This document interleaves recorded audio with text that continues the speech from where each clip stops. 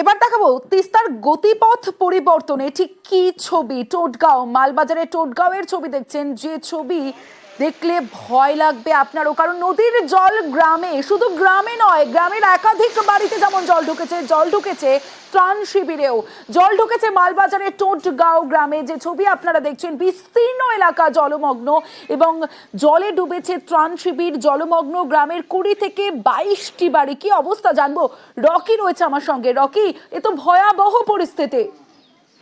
একদম তমসি, অবিরাম বৃষ্টি চলছিল সিকিম পাহাড়ে, যার ফলে কিন্তু তিস্তা রুদ্ররূপ নিয়েছিল।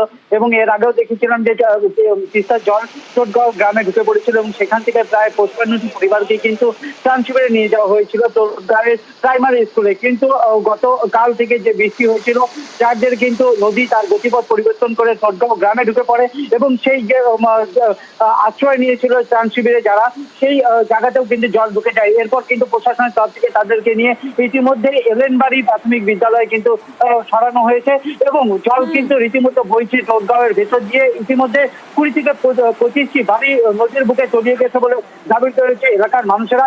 আমরা যখন বলছিলাম, অবশিষ্ট যে কটি বাড়ি ছিল সেখানের মধ্যে বৃদ্ধ মানুষও কিন্তু হাত জোর করে দাঁড়িয়েছিলেন, কারণ তারা বলতে চাইছেন যে সব প্রশাসন যেন তার পাশে থাকে এবং তারা দাবি জানিয়েছে তাদের জন্য পুনর্বাসনের ব্যবস্থা করা হয়। পরিস্থিতি।